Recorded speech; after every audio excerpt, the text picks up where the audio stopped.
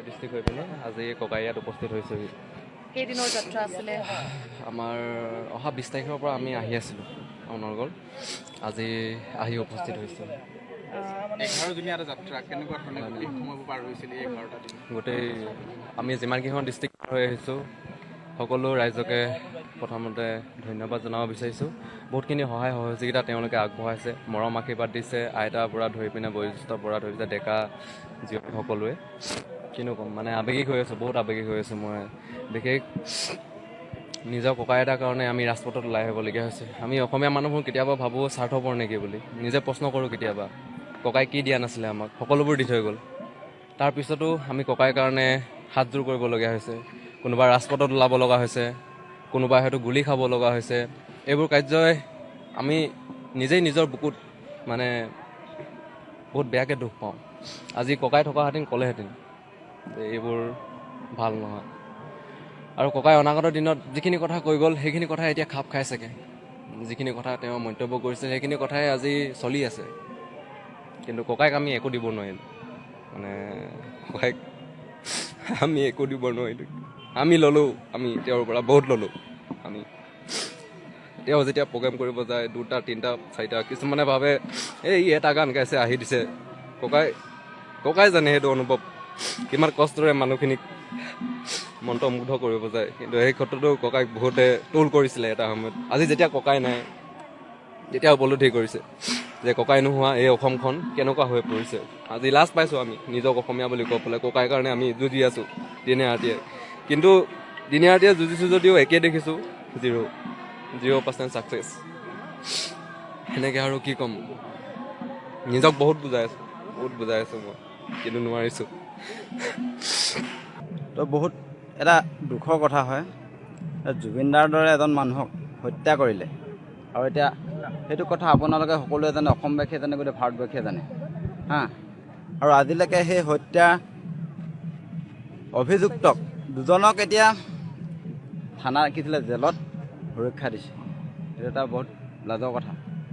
আৰু সেই দুজনৰ পৰাও বহুত কথা জানিবলগীয়া হৈ আছে, কাৰণ সিহঁততকৈ ওপৰত আৰু কিছুমান ডাঙৰ মানুহ আছে, তাইক চিধা কথা। আৰু সেইটো কথাও সকলোৱে জানে। আৰু ইমান দূৰ অতিক্ৰম কৰি আহিছোঁ আমি, সেইখিনি কথা আমি জানিব পাৰিছোঁ। সকলোৰে মুখত গম পাইছোঁ যে জুবিন দাক হত্যা কৰিলে, আৰু ইয়াত বহুতো ডাঙৰ মানুহ জড়িত হৈ আছে।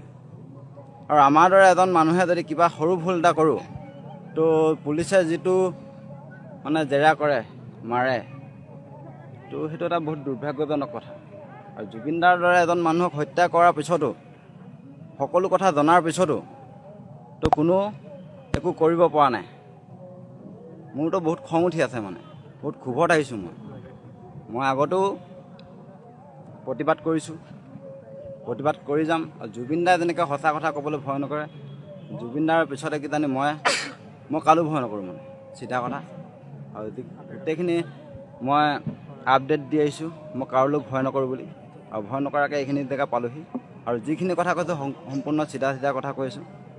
তো বহুতে কৈছে, এতিয়া আলফাই কৈছে যে জুবিন দাই ছুইচাইড কৰিলে, ডিপ্ৰেশ্যনত আছিলে বুলি কৈছে ন।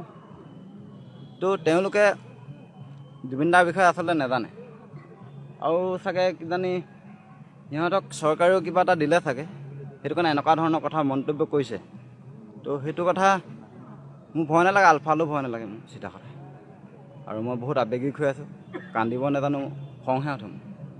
আৰু চিধা কথা কওঁ, মানে মই বুজি পালে। এই 11 দিন কেনেকৈ অতিবাহিত হ'ল? 11 দিন বহুত কষ্ট। মোৰ ভৰিটো এতিয়া মই খোজকাঢ়িব পৰা নাই, জোতাযোৰ ফুটি গ'ল, জোতাযোৰ ক'ৰবাত পেলাই দিলোঁ মই। আৰু চৰকাৰ এনেকুৱা চৰকাৰ, ইমান এজন ডাঙৰ মানুহ, ইমান এজন শিল্পী হয়, পৃথিৱী বিখ্যাত এজন ডাঙৰ শিল্পী, তেওঁৰ দৰে মানুহ এজনক হত্যা কৰিলে।